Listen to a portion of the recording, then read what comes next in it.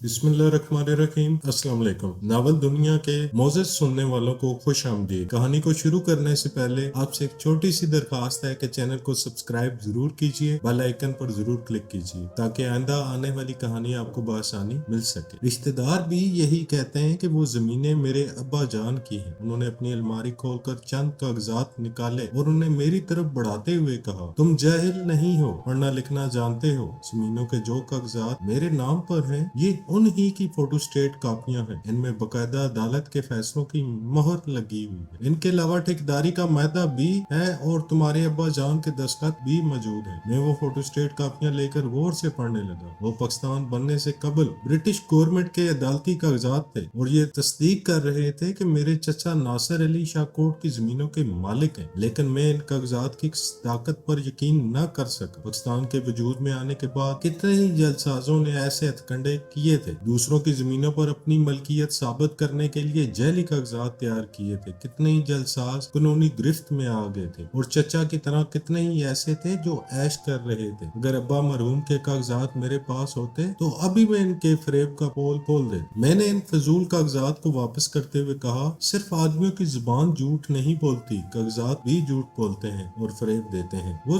गुस्सा दिखाते हुए बोले, इसका मतलब ये है कि तुम मुझे झूठा समझ रहे हो। मैंने एक बाप बनकर तुम्हें बचपन से पाला, तुम्हें तालीम दिलाई और तुम मेरी मोहब्बत और एहसानात का ये सिला दे रहे हो। इन कागजात को जुटलाकर मुझे झूठा और फरेबी कह रहे हो और ये सिर्फ इसलिए कि तुम्हारी पप्पी ने तुम्हें जमीन जायदाद के ख्वाब दिखाकर तुम्हारा दिमाग खराब कर दिया है। वो मोहतरमा इतनी ही हमदर्द हैं तो जाओ उनसे जाकर कहो कि मुझे अदालत में चैलेंज करें, वहाँ सच और झूठ का फैसला हो जाएगा। मगर वो क्या मुकदमा लड़ेंगी? 3 वक्त का खाना पूरी तरह नसीब नहीं होता है। 2-4 पेशियां भुगतने के बाद ही फाकों की नौबत आ जाएगी। जरा अक्ल से काम लो फराद। ये रिश्तेदार तुम्हें बेका कर इस कोठी से निकलवा सकते हैं, मगर वो मोहब्बत और खुलूस नहीं दे सकते जो मैं दे रहा हूँ। मैं उनकी मोहब्बत और खुलूस से मुतासर न हो सकता और मजीद कुछ कहे सुने बगैर वहाँ से चला आया। मैंने इसी वक्त सोच लिया था कि दूसरे दिन शाहकोट जाऊंगा और वहाँ के पटवारी से हकीकत मालूम करूंगा, क्योंकि पटवारियों के पास तमाम जमीनों और जिम्मेदारों की मलकियत के रिकॉर्ड मौजूद रहते हैं। वहीं से झूठ सच का पता चल जाएगा। मैं अपने कमरे में आकर टहलने लगा। थोड़ी देर के बाद एक मुलाजिम ने आकर कहा, बीबी जी आपको बुला रही हैं। घर के मुलाजिम गजाला को बीबी जी कहा करते थे। मैं समझ गया कि आज मैंने उसके बॉयफ्रेंड का हुलिया बिगाड़ दिया है, इसलिए वो भी अपनी माँ की तरह मुझे बातें सुनाना चाहती है। पहले तो मैंने सोचा कि ना जाऊं, खामखा बात बढ़ेगी। वो एक कहेगी तो मैं 10 सुनाऊंगा। फिर मेरे सोचने का अंदाज बदल गया। दिल में नफरत थी और ये नफरत अदावत में बदलने वाली। मैं यही चाहता था कि वहाँ इज्जत से रहूं या फिर लड़ झगड़ कर निकल जाऊं। मैं उसके कमरे की तरफ चल पड़ा। मेरा दिल कह रहा था कि आज कुछ होने वाला है, मगर मैं बुज़दिल नहीं था कि एक लड़की का सामना करने से कतरा जाता। मैं उसके कमरे में पहुंचा तो वो पलंग पर लेटी हुई थी। मैं उसे देखते ही ठिठक गया। वो अपने चेहरे को एक बाजू में छुपाए हुए लेटी थी। दरवाजा खुलने पर उसने जरा सा हाथ हटाकर मुझे देखा। उसकी आंखों में बुला का खुमार था। इन दिनों में 20 बरस का नौजवान था। औरत को उसकी आंखों से पहचानने का तजर्बा नहीं था। मेरे कहने का मतलब ये नहीं है कि मैं नादान था। सवाल ही पैदा नहीं होता। इस दौर में 10 बरस के बच्चे भी ज़हनी अय्याशी का कोर्स पढ़ना और समझना शुरू कर देते हैं। मैं भी नादान नहीं था, मगर शैतान भी नहीं था। इस हद तक मासूम था कि गजाला की खुमार उलूद आंखों को देखकर मैंने उसे नींद का खुमार समझा। वो बड़ी संजीदगी से बोली, आओ दरवाजा इसकी से बंद करो, मेरे सर में दर्द हो रहा है। मैंने दरवाजा बंद किया और पलंग की तरफ बढ़ते हुए उसके बॉयफ्रेंड का नाम लेकर कहा, मैंने कैसर को मारा है और दर्द तुम्हारे सर में हो रहा है। तुम मुझे ताने देने आए हो। बुज़दिल हमेशा मार खाते हैं। मुझे कैसर से कोई हमदर्दी नहीं है। आज तुम्हारी दिलेरी देखकर मेरे सोचने का अंदाज बदल गया है। मैं समझना चाहता हूँ कि वो क्या कहना चाहती है। मैंने उसे सवालिया नजरों से देखा तो मेरी नजरें बहक गई। वो जुबान से कुछ नहीं कह रही थी, अपने बदन के नशेबो फराज से पुकार रही। मुझे खामोश देखकर उसने मुस्कुराते हुए पूछा, क्या इस कोठी में तुम मालिक की हैसियत से नहीं रहना चाहते? मैंने बड़े एतमाद से कहा, मैं सिर्फ इस कोठी का ही नहीं, शाहकोट की जमीनों का भी मालिक। इसका फैसला बहुत जल्द हो जाएगा। वो हंसने लगी और हंसते हंसते कहने लगी, फैसला इतना ही आसान होता तो तुम इस तरह मोहताजी की जिंदगी ना गुजारते। तुम एक एक जीना चढ़ने की बजाय छलांग लगाकर तमाम जमीन जायदाद के मालिक बन जाना चाहते हो। इस तरह तुम मेरे डैडी के दुश्मन बन सकते हो मगर कुछ हासिल नहीं कर सकते। मैं तुम्हारी दुश्मन नहीं हूँ फरहाद, मैं तुम्हारे काम आना चाहती हूँ। अगर तुम मेरा साथ दोगे तो मैं तुम्हें डैडी से बहुत कुछ हासिल करने के तरीके सिखा दूंगी। वो तरीके क्या है? मैंने पूछा। उसने लेटे ही लेटे अपना हाथ बढ़ाकर कहा, पहले दोस्ती का हाथ बढ़ाओ। एक मगरूर और बद दिमाग लड़की जो सीधे मुंह बात नहीं करती थी वो दोस्ती का हाथ बढ़ा रही थी। मैंने सोचा कि अगर दुश्मनी की बजाय दोस्ती से काम बनता है तो जरूर बनाना चाहिए। मैंने दोस्ती के ख्याल से मुसाफे के लिए हाथ बढ़ाया। उसने बड़ी गर्मजोशी से मेरे हाथ को भींच लिया, अपनी मुलायम हथेली और उंगलियों की नजाकत में जकड़ ली। वो मुसाफा तवील हो गया। मैंने महसूस किया कि वो नहायत आस्ती से अशारती अंदाज में मेरे हाथ को अपनी तरफ माइल कर रही है, जिस तरह हल्के ठुमके से पतंग को हवा की आगोश में संभाला जाता। इसी तरह वो मुसाफे के ठुमके से मुझे संभाल कर और संभल कर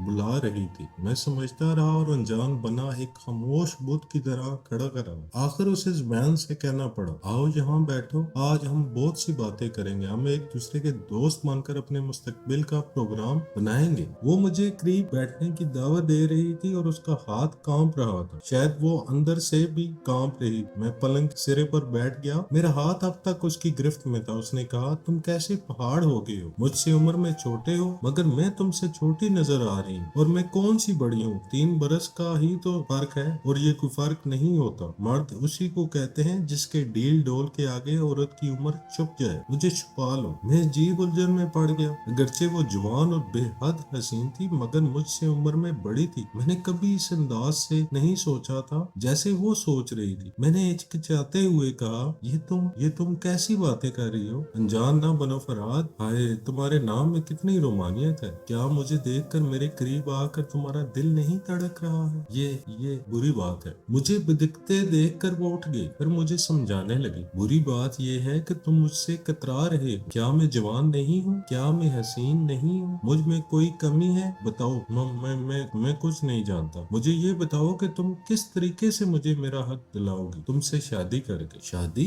मैंने हैरत से कहा, ये कैसे हो सकता है? तुम मुझसे बड़ी हो। चचा चची राजी नहीं होंगे। कैसे राजी नहीं होंगे? वो जानते हैं कि पुप्पी तुम्हें बेकार ही है। और एक दिन डैडी कह रहे थे कि शाइना की शादी तुमसे कर देंगे और तुम्हें घर दिमाग बनाकर रखेंगे ताकि कोई तुम्हें जमीनों के सिलसिलों में बेकाने के लिए यहाँ से ना ले जाए। मगर मैं डैडी का इरादा बदल दूंगी। मैं उनसे कह दूंगी कि हम दोनों एक दूसरे के जीवन साथी बनना चाहते हैं। डैडी इतराज नहीं करेंगे। वो तो सिर्फ ये चाहते हैं कि तुम्हें घर दामाद बनाकर रखें। वो बातों के दौरान मेरे दाएं से बाएं मचल रही थी। हद हो गई थी। ऐसे मौके पर तो रिश्ते भी बहक जाते, मैं भी बहक जाता। मगर वो घर दामाद वाली बात मेरी खुददारी पर एक हथौड़े की तरह लगी। जब तक मैं ना समझ लड़का था वो लोग मुझसे मुलाजमों जैसा बर्ताव करते रहे। अब वो समझ रहे थे कि मैं तालीम हासिल करते ही उनके हाथों से निकल जाऊंगा, लिहाजा वो अपनी बेटी के आंचल से बांध कर रखना चाहते थे। वो जगदीदा थे। ये समझते थे कि मुझ जैसे जवान को उनकी जवान बेटी ही बांध कर रख सकती है। मैं उनकी मकारी और चलबाजी पर गुस्से से खोल गया हूँ। मैंने गजाला की गुदास बाहों को दोनों हाथों से थामकर उसे अपनी से अलग किया। एक नजर उसकी सुलगती हुई जवानी को देखा और फैसला किया, अगर आज मैं इसके बदन की लज्जत से आशना हो गया तो एक बार फिर यहाँ गुलाम बनकर रह जाऊंगा। औरत का नशा बार बार मुझे पुकारेगा और मैं बार बार बहकता चला जाऊंगा। चचा की मिसाल मेरे सामने थी। वो अपनी मुस्तकिल मजाजी के बावजूद चची के इशारों पर नाचते थे। गजाला ने भी अपनी माँ से बहुत कुछ सीखा होगा। अभी तो वो जिस्म के दस्तरखान पर अपनी जवानी का जायका पेश कर रही थी। इसके बाद न जाने कैसे कैसी अदाएं और कैसे कैसे हथकंडे इस्तेमाल करने वाले। मैंने फैसला किया और उसे परे धकेल कर वहाँ से उठ गया। फिर उसे हकारत से देखते हुए बोला, मैं ऐसा अहमक नहीं हूँ कि तुमसे शादी करूँ और यहाँ गुलाम बनकर रह जाऊँ। गजाला को उसके वालिदैन ने कभी फूल की छड़ी से नहीं मारा। वो बिस्तर पर चारों शाने चित हो गई थी। पहले चंद साथ के लिए उसका चेहरा सुर्ख सुरख हो गया। वो तौहीन के एहसास से तिलमिलाई मुझे गुरा कर देगा ते ही जैसे फिर जज्बात से सुलग उठी। वो अजीब कफियात से दो चार थी। तौहीन का एहसास भी था, गुस्सा भी था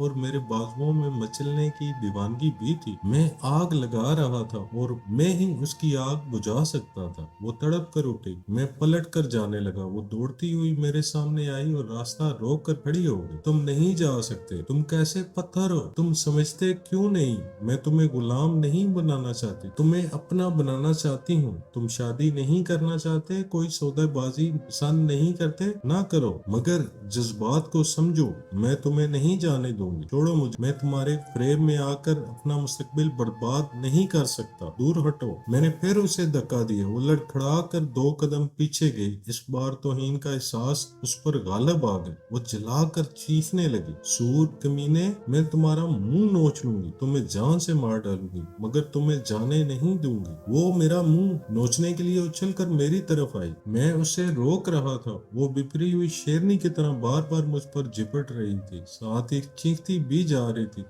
तुम जलील कमीने, हमारा जूठा गाने वाले, तुम मुझे ठुकरा रहे हो। बड़े बड़े रईसजादे मेरे तलवे चाटते हैं, तुम भी यही करोगे, वरना मैं अपनी जान पर खेल जाऊंगी। लेकिन ये तौहीन बर्दाश्त नहीं करूंगी। मुझसे माफी मांगो, मैं सुलग रही हूँ, मैं जल नहीं हूँ, मेरी आग बुझाओ, वरना मैं तुम्हें जलाकर खाक कर दूंगी। मिट्टी के कीड़े, तुम मिट्टी में मिल जाओगे। वो चीख रही थी, चिल्ला रही थी। रात के सन्नाटे में वो कमरा, वो कोठी गूंज रही थी। फिर चाचा, चाची और जहीर वगैरह की आवाजें आने लगी। वो कमरे का दरवाजा पीट रहे थे। दरवाजा खोलो, क्या हो रहा है? गजाला, तुम क्यों चीख रही हो? कौन है कमरे में? दरवाजा खोलो। मेरी गिरफ्त ढीली पड़ गई थी। वो एक झटके से अपना हाथ छुड़ाकर दरवाजे की तरफ भागी। फिर दरवाजा खुलते ही अपनी माँ से लिपट गई और रोते हुए कहने लगी, मम्मी मुझे बचाइए, ये बदमाश मेरी इज्जत लूटना चाहता है। मैं इस घर में नहीं रह सकती जब तक ये कमीना रहेगा। मैं यहाँ से कहीं दूर चली जाऊंगी, मुझे यहाँ से ले चलिए मम्मी। मैं उसके झूठ और चिल्लतरबाजी पर हैरान रह गया। मैं कुछ कहना चाहता था